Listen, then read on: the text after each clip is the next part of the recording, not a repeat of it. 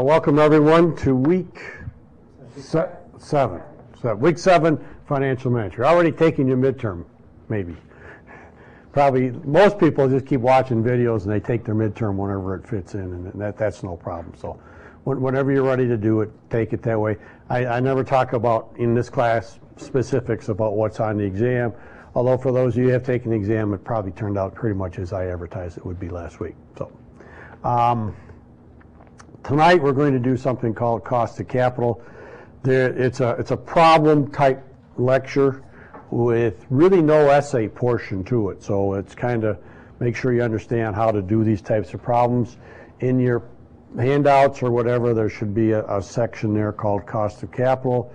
We will go through the kind of the setup for how you do this, and then there's like 6 more problems, and what I will do is problems 2 and 3 will be the homework for next week, and 4 and 5 will be the following week, and 6 and 7 will be the last week, and then I'll pick one of those each week, and I will do it at the start of class, because this is a really, really important kind of calculation, and the probability of it being on the exam is 1. Which means you're going to have one of these on the exam, and there's a lot of variation, twists, and whatever, and that's what all these problems are kind of set up to show you how to do it. And then what I do each year is I take a look at all 7 problems, and I put together kind of a composite problem out of those 7 problems. So I'll take little bits out of each one of them, and it'll show up on your final exam kind of thing. So it's kind of good that you kind of master that kind of thing. Now what I'm talking about is something called a cost of capital. And it just so happens I was on the phone about 2 hours before class time talking to my oldest son, who has a job interview tomorrow. And part of the job, the description, that they want someone that can do financial analysis. And my son had me as an undergraduate student for finance, and he still uses me as a resource whenever he gets into whatever kinds of things. And he says, Dad, you know, what was that cost of capital thing? Because that's one of the things I'm going to need to be able to do. And I says, funny that you should ask, because I've got a lecture on that tonight. So this is one of those things that, and you know, if this is your entire education at your master's level, this might be just a little sliver of that entire education, but somewhere in your working career, you'll butt against it. And it's kind of neat that you know what it is and what's behind it. Now, you probably will never have to do the calculation, so I'm still going to test you on it, even if I expected you're going to have to do it. But I do expect you, or an employer would expect you to have some concept of what went on, what was behind it, and why it's important, and how do I use it, and da-da-da down the line. So be forewarned. And my son was, we'll talk about him later on. There's another time he comes up this semester where I talk about my son, and it's been a long 41 years. So he's 41 years old, so that kind of thing. Cost of capital relies on a couple of the principles that we had on week 1. One is the risk-return trade-off, so you have to still kind of conceptualize that concept of risk-return trade-offs. It also relies on your knowledge of computing the yield to maturity on bonds. I think you probably saw something like that on your midterm, and if you haven't seen it, your midterm yet, you will see it on your midterm. And it also has something to do with some of the calculations you had on the stock problems. So it takes something from the week on stocks, something from the week on bonds. It talks a little about risk versus rates of return.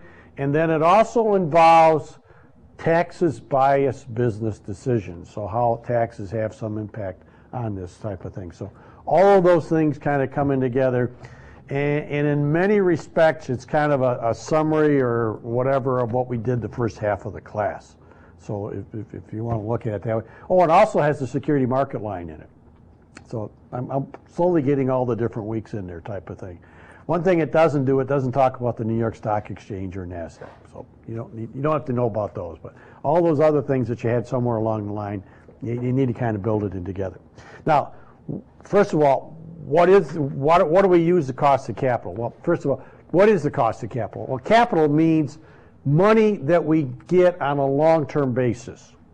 So a corporation, so the word C-A-P-I-T-A-L, capital, not capital, capital, the money that we need for a long-term basis. So we're going to be talking about the cost of borrowing money on a long-term basis, and we call those bonds, issuing stock, and there's two types of stock. There's preferred stock and there's common stock.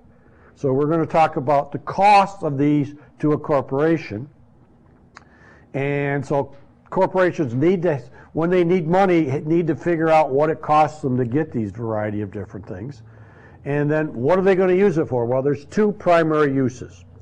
The first primary use is back in your accounting class. You learned how to do something called capital budgeting or project evaluations. And that was the question where my son was asking about it. They were going to have him potentially do some project analysis. And he says, well, they always throw this cost of capital at you. What does that number mean? Well, it's the interest rate that you use in these capital budgeting decisions. So cost of capital in finance, whenever we use an interest rate, we need a rate. This is where that number comes from. And then second major use of this is if we can figure out the combinations of bonds and preferred stock and common stock that minimizes our cost, that's considered to be the optimal. So before we can figure out what the minimal is, we have to know how to calculate it. And so the next 2 weeks we'll start talking about these minimal costs, and that's all based upon you understanding what's meant by the cost of capital. So I'm trying to give you kind of a lead in onto this whole thing. So that's what we're going to be looking at. Now, as I indicated, there will be three types of capital that we will use. And so let me just start talking with my hands here a little bit. One will be debt or bonds. We're not talking about current liability. So we're not talking about accounts payable or notes payable or wages payable or anything like that. When we're talking about debt or bonds, remember, it's 30 years typically. Usually when you borrow money on bonds, using bonds, it's 30 years. Can be longer than that, can be a little bit shorter than that, but that long-term type of thing. We can also use preferred stock and common stock. Well, let's talk a little bit about that. This is capital. Note the AL, capital provided by outsiders. This is where the money from other people comes from. So we've borrowed the money. That's what we mean by bonds or debt. We've borrowed the money. We're only going to use long-term.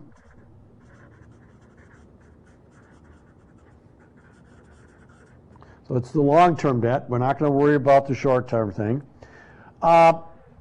We have a couple possible symbols that we want to use. We don't want to write all the big long words out each time. So we can use D for debt or B for bonds. And half the classes, when I teach this in a live class, half my class says, let's use D for debt. The other time, the other half the class says, let's use B for bonds. And so I've gotten so about half the time I'm doing it one way and half the time the other way. And actually it turns out that most of the times I just get confused myself. So I'm going to rely on the live class here to keep me straight. And D for debt, let's go with D for debt. So we'll go for D for debt and hope that I don't get too mixed up and throw in B for bonds. So symbolically, so we're borrowing money on a long-term basis. Now, the cost of debt, when we first start doing it, we calculate something called YTM, and I think I used that symbol a little bit earlier, standing for yield. Hey, live class remembered that, so I hope everyone else remembered it. Yield to maturity. Remember I promised you had to do everything that we had earlier, and we were kind of going to work in here. And so you had to solve for the yield to maturity. So first thing that we do is when we borrow money, our first estimate is the yield to maturity. But let's talk about this a little bit. Come straight forward here for just a little bit, and then I'll come back on the pen. Let's say for now that we're not calculating it as a percent, we just get it dollars. So we go and borrow some money, and it costs us, say, $1,000 in interest each year to borrow this money. Now, is that the final cost to a corporation? Well, you remember back when I talked about taxes bias business decisions, I said that when we borrow money on debt, we pay interest. When I issue preferred and common stock, I pay dividends. And the difference between interest on debt and dividends on stock, whether it be preferred or common, is that the dividends is tax deductible. And usually whenever I put taxes bias business decisions and I ask for an example on the exam, people talk about, well, interest on debt is tax deductible and dividends on stock is not. So if I pay $1,000 of interest, it doesn't cost the stockholders $1,000 because on our income statement we're allowed to have a little line there called interest expense, and we would put $1,000 on there, which would reduce our taxable income. We reduce our taxable income, which means we pay less taxes, and so the stockholders don't get hit as bad.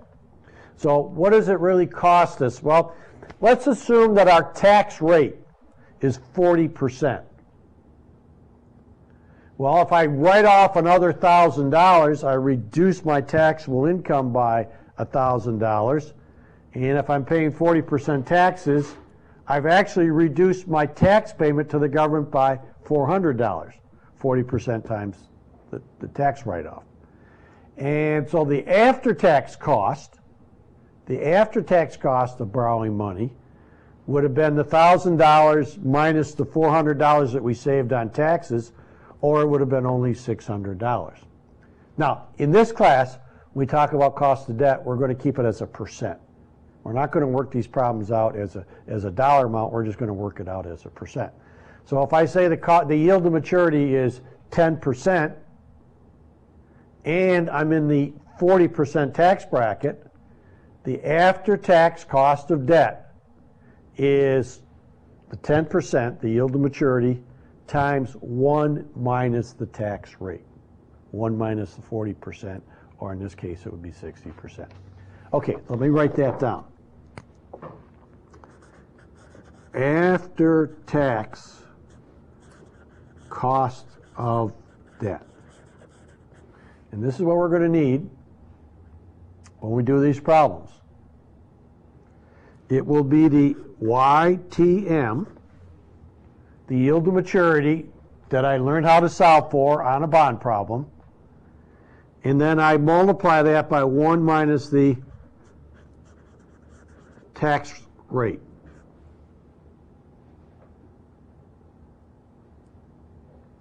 Now, one of the questions is, what is a fair tax rate to use? Well, a lot of corporations in the United States, with the recession and everything the last couple of years, their tax rate has been 0.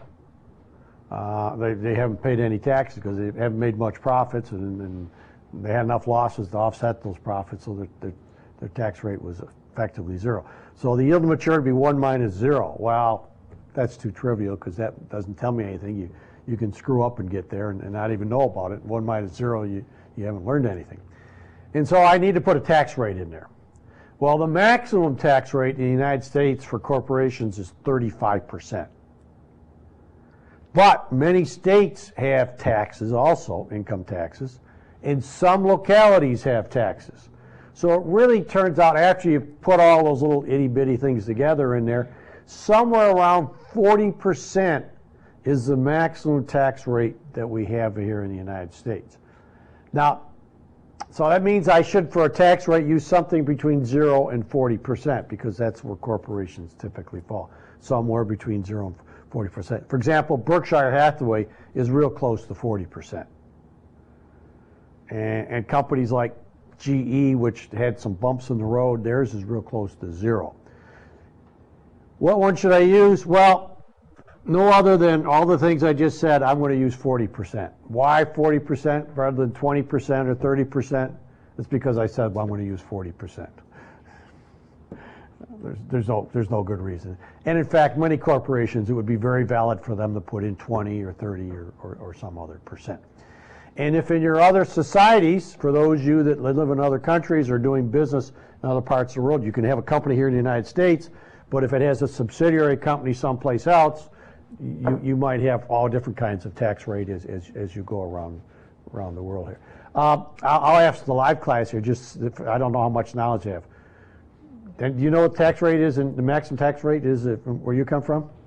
It goes up to 35%. 35%. I'm not sure. Not sure. We don't have taxes. We don't have any taxes. We don't have taxes. Don't need taxes. You got taxes, I know. But you don't know. Yeah, I don't know. You don't know what it is. Okay. U.S. isn't the worst. I mean, obviously, don't have any taxes is real good. I ran in. I have a story on that a little bit later on, not tonight, but another couple of weeks along the line there, where I was giving my lecture on taxes, and somebody said, "Well, you don't have any taxes," and we got down. Obviously, people that come from the Middle East, where their country is floating on oil, don't pay a lot of taxes. That a fair statement of what I think I've covered that. And for those of us that are not floating on oil, we pay some taxes that get the government going, type of thing. So 40% is probably not bad. I don't really know what it is in other countries. France just had a change of presidents, and we don't really know where that's going to go, but the betting is tax rates are going to go up in France. Greece, we have no idea what's going on there, and other countries. I wish we had a German student in here. I'd like to hear their opinion. Germany is a little bit higher than the United States, but I don't know what it is. So 40%, okay? Everybody, if on the exam I forget to give you tax rate, assume it to be 40%. But I've taught this stuff for a lot of years, and I've yet to forget. So it's probably safe to assume I'm going to put you down at tax rate of 40%. Okay. So cost of debt. Preferred stock. Preferred stock would be the second way we would get some money. And preferred stock pays dividends, as I said already earlier. And one of the characteristics of the dividends that preferred stockholders get is usually they're constant. Now, there's no law that says that they have to be constant, but usually it's a constant dividend. Of course, if they don't make any profit, especially over long periods of time, obviously the dividends go to zero. But if they do pay a dividend, that dividend, once whatever reaches a level, it doesn't go above $5, $6, $10, something of that nature.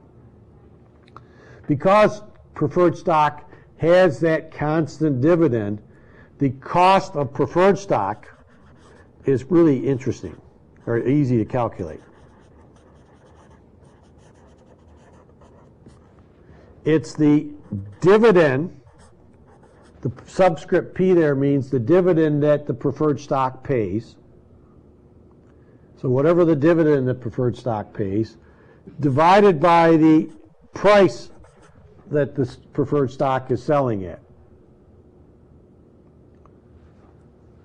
For example, they pay $5 per year in dividends,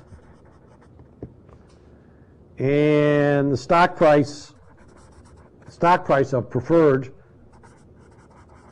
is, let's say, $50.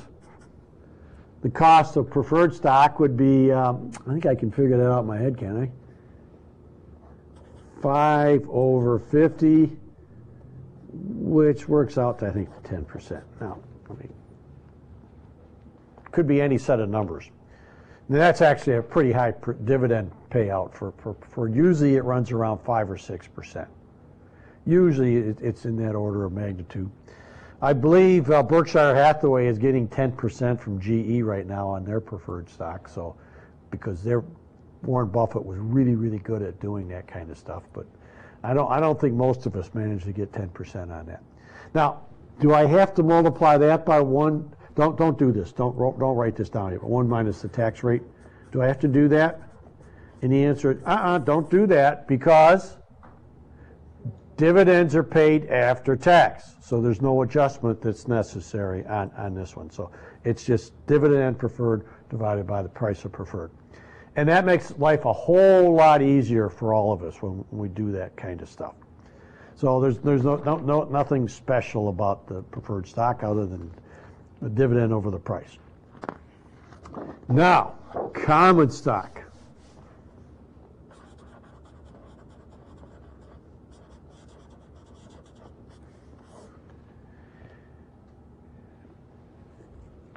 This is a little bit more complicated. I gave you one way of estimating the cost of debt. I gave you one way for coming up with the cost of preferred. I'm going to give you, I'm going to get my fingers to work here, three models, three different models for coming up with the cost of common stock. So there will be information there to give you, to take a look at it. So not all these problems work out alike depending upon how the information is given to you in the problem. You have to read it and kind of work the thing out on that basis. And the first problem in your homework set, I actually give you data on 2 out of the 3. But on the exam, I'll give you just information on 1. I won't complicate it where I give you a choice. You'll have information it'll fit this model or it'll fit that model. It won't fit multiple models. Okay. The first model is called the constant growth rate model. Have I ever written that phrase down in this course before? Constant growth rate model. Back under the discussion of stocks, I think I called that the Gordon model. So that was the Gordon model. Like I said, I'm going to draw on a lot of things that you've had first 5 weeks of class here tonight. Probably not much from week 5, but the first 4 weeks, this is kind of bringing a lot of those little things together. And for those of you that remember the Gordon model, did I use R or K when I wrote that? I think I used R. Yeah. R was equal to div 1 PV0 plus G. Where this was the dividend yield, and this was the capital gains.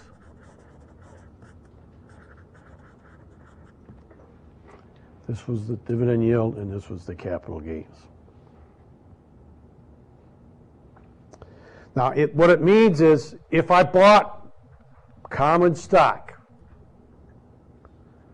how do I make money on that deal? Well, one thing they could do is they could pay me some dividends. The other thing that could happen is the price of the stock could go up. Now, the younger generation, that's all you think of is capital gains. And the people that are 20 years older than me, all they thinking of is dividends. But actually, it's the two of those two factors together. So you'd probably want growth stocks, and a much older generation would want some dividend-paying stocks. But it's really those two factors together. And of course, the really nice world is when we get some dividends and we get some growth in our stock price. Then we're walking around, everybody's got a big smile on their face when that happens. Now, so as a stockholder, one way I get my return is the Gordon model.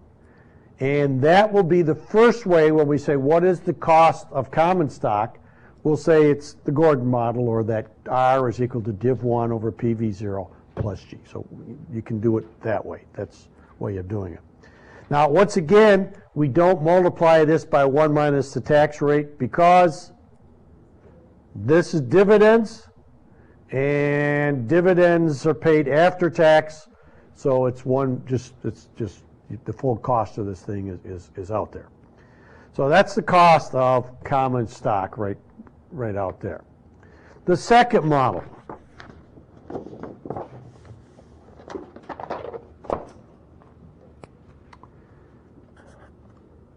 It's called the capital asset pricing model. Is that a phrase that I ever used in this course? CAPM. That was week 2, was that? Yeah, week two. You know, or also known as the security market line. So I think we had that somewhere along the line. And I think once again we used R for that. The security market line said anything on that line would equal to the risk-free rate of return, was it? Plus, so that was the intercept on that line, wasn't it? Return of the market. And return on the market minus the return on the risk-free, and that was the slope of the line, wasn't it? And that's our measure of aversion to risk. Remember all those terms coming up there? So it's amazing how much you learn without really learning things. You're learning all these fine.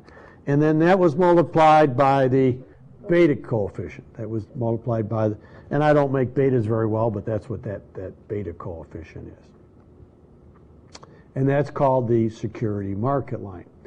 And you probably saw something about that on your midterm exam also, because all those things were in there someplace along the line. And so we can figure out, if you're a potential investor, what that particular company should get me for a rate of return. And that's the return to the common stockholders, and so easily doable type of thing. Now, on your exam, I will give you either information about the Gordon model, or I will give you information on the security market line. One of those two models I will give you information on. However, every once in a while, someone goes absolutely brain dead. And I'll give you information on one or the other, but not both. And somebody will go brain dead, and I will say the third thing that you can use if you absolutely go brain dead and you want to fill out the rest of the problem, but you can't figure out how to do this, is I call it the when all else fails model. Meaning, I can't figure out how to do this. I know I can do the rest of the problem, but I can't figure out how to do this. Now, which is riskier, bonds or stocks? Stocks are. So if I know my yield to maturity, I need to add something in there for the additional risk. And people have done studies on this. And what they found is that the yield to maturity and the return to the stockholders, the difference is about 4% on the average. Now, if you do this on the exam, you're going to lose a bunch of points. But it's better than leaving it blank and then not being able to complete the problem. That's why I call it when all else fails model. So we'll put a line through there saying, please don't do that. But if you have to, you just got to get something down in order to fill out the rest of the problem. This will get you through the rest of the problem. So when I need something for the cost of common stock, it's whatever the yield to maturity was, whatever I solve for that to be, and then I add 4% onto it, and I'm pretty close to where I need to be. Sound fair enough? So you will get information about either model 1 or 2, not both. You'll get information about 1 or 2. But I won't give it to you. It's just if you need it, there is something there to get you off the hook. About once every third year, somebody goes to Model 3. That's how seldom I see that, but I do see it where people are, I panicked, can't solve the problem. Now, the way we solve one of these problems, I'm going to give you the crib right now. This is the way we solve. This is the way we solve these problems. If I whisper it, everybody. We do it in a table. The table will have 5 columns. So take your sheet of paper and leave yourself roughly 5 equal columns going across the sheet of paper. I won't put them in here because I'll spread them out and I'll take about 2 or 3 sheets to kind of work my way across so I can write everything on there. But most students can do it. If you have really big handwriting, take the sheet of your pad and flip it sideways. What do we call that? Broadcast? Landscape. Thank you. Landscape. Landscape. So we go to landscape and do it that way. And then you can fit 5 columns in there. But this is the way to do it on an exam. Some of you who are really into form this will take this table I'm going to give you and you'll write it into one long formula, which you can.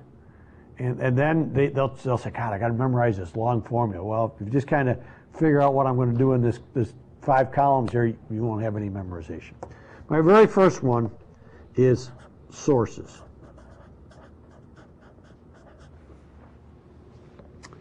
Where did I get my capital from?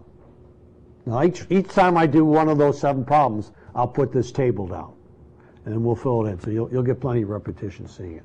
Well, I gave you 3. I said it was debt,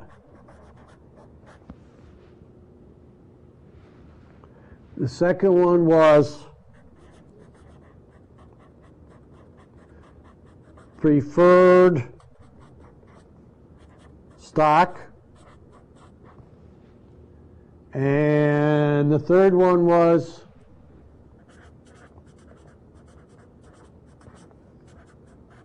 common stock. Now, if you can just put that down, I can scratch out a couple of points for you on the exam. So I just try to don't leave me a blank sheet if you go brain dead. Just give me something. So that's column 1. And I draw my line down there, so I'll have 5 of these equal length sections going across here. And if you want, you can draw a line across the top so you don't get too many things mixed into it, type of thing. But if you don't want to do that and just put them on there, that's fine also. The next one is the market values.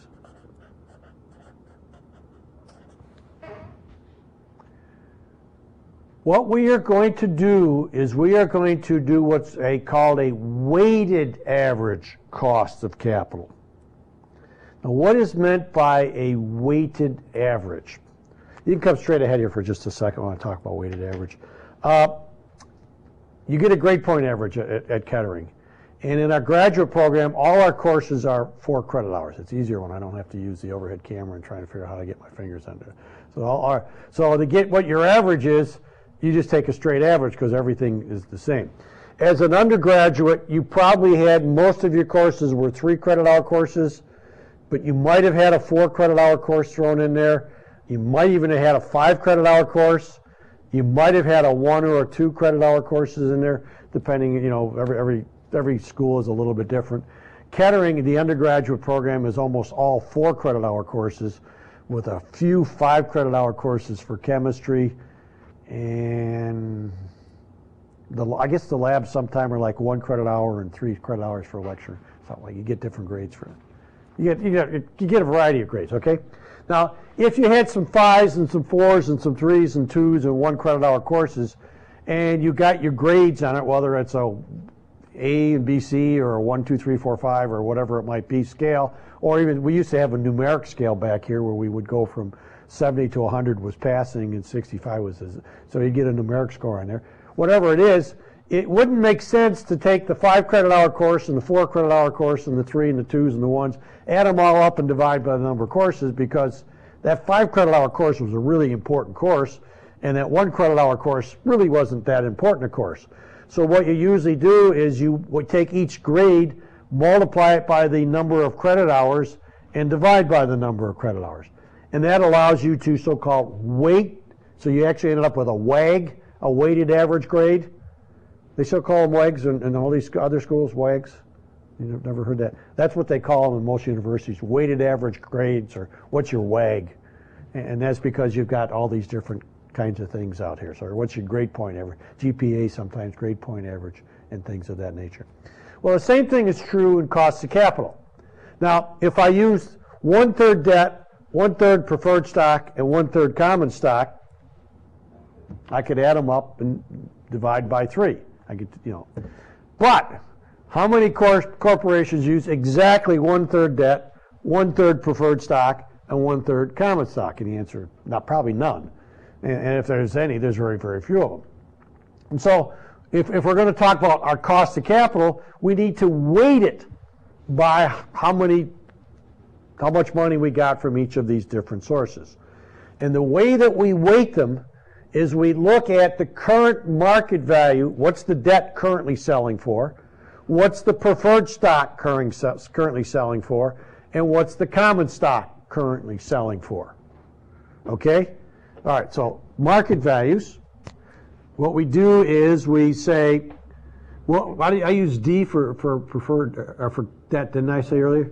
So D, the amount of market value of debt, D, is the number of bonds times the current market price per bond.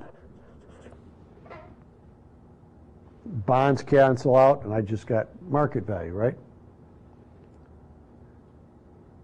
So to get it's almost ridiculous to write the formula. Probably confusing if I'm giving it to you as a formula, but we'll try it anyways. Let's see, what should I use for preferred stock? What would be a good symbol for preferred stock? PS? Go with that one? PS is preferred stock. And what will it be? Number shares of preferred stock times what? The price per share, is that right? That would give me the current market value of my preferred stock. And what would be some good symbols to use for common stock? Oh, how about CS? Can we go with that? And let's see here, it's the number of shares of common stock times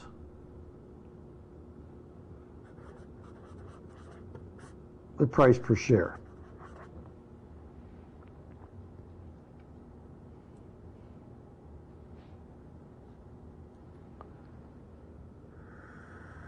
Oh, let me get my straight edge out here. We can run a line right across, just covering these two cells. Actually, the third cell also. So this one and the next cell, first 3 cells. And let's see, this is the market value of debt. This is the market value of the preferred stock, and this is the market value of the common stock. We can add them all up and call that the total. Got to put an L on there for total. And the total will be equal to, you can write over here, I just kind of staying away from that insert there, D plus PS plus CS, is that right? Now, you just kind of put you're just going to be putting numbers on your table when you do it. You'll have a number here, a number here, a number here. You'll add them up, and that'll give you your total. So you don't need all these symbols, but I'm throwing symbols in there. Probably confusing you more. Okay? Anything hard so far? No. Okay. Now, I'm going to continue on. So this is just going to be a continuation going across here. So I kind of, the third column is going to be the weights.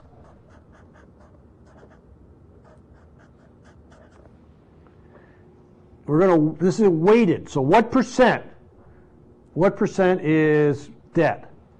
Well, if you go D over the total, that'll give you the weight that debt is. In other words, 20, 30, 40, 50% debt. Preferred stock over the total will give you the percent that preferred stock, the money came from preferred stock. I bet some of you have already filled in the third row. Common stock over the total will give you that. Now, my recommendation is not to write these as percent, but to write these as an index number. And when I do a problem, I'll show you why. It just works out easier to write it as an index number. If I were to add up these three weights, what would these three weights add up to? 1. And if it doesn't, you probably made a mistake someplace along the line. So I didn't use my straight edge, but make that a straight edge. Actually, I guess you can run it all the way across if you want. And we'll draw another line here. Oh, chocolate chips are ringing, baby. You got to supply them to the entire class for the whole year. No, I don't know. All right, so we got 3 columns filled in, and we haven't stretched you yet. The 4th column is called the component cost.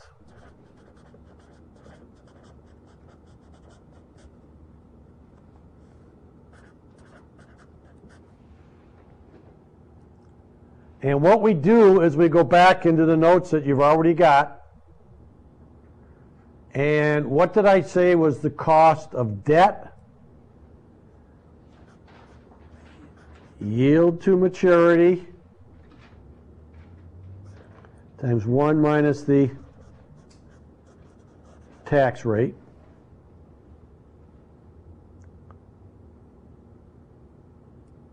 The cost of preferred stock was the dividend on preferred stock divided by the price of preferred stock. And what do we have for the cost of common stock? Remember, I had 3 different models. The first one was R equals div 1 PV0 plus G.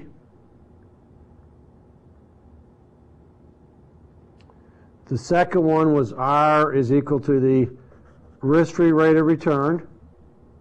Is that big enough that you can read? My handwriting big enough there? Plus the slope of that line, the market minus the risk-free times beta.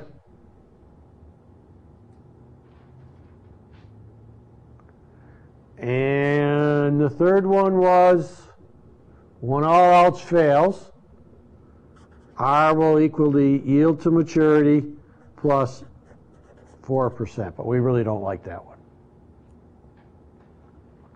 Now there's no summation or anything like that below this one, so don't try to put anything in there. There's no summation that goes in there. And I almost have room enough to fit this in, so I'm going to fit it in here. Let me tear it off and slide it over just a little bit here. And then the last one, last column is called the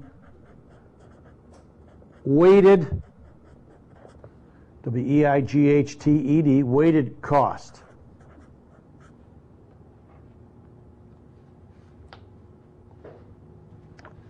Let me go back here. Remember I started out my table. This was what, column 1? This was column 2.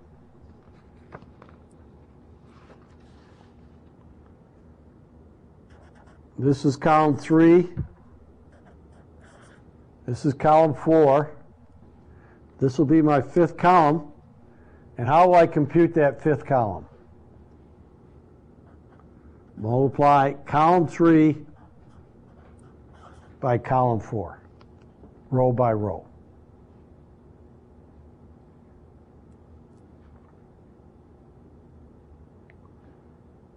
Now, I've seen students on the exam take essentially what I've got here, column 3, multiply that by column 4, take that and multiply it by that and add it together, and take this and multiply it by one of these 3 and add it together, and they come up with this monstrously long equation. And rather than doing it in a table form, they do it in that long algebraic equation. If that makes you feel better, God bless you, go do it that way. In my mind, it would be just too much. So I think it's better to set it up on a table. Whatever number you get here, here, and here, you add them up. The sum is equal to the weighted average cost of capital. Whoops, sorry. So the sum is equal to the weighted average cost of capital.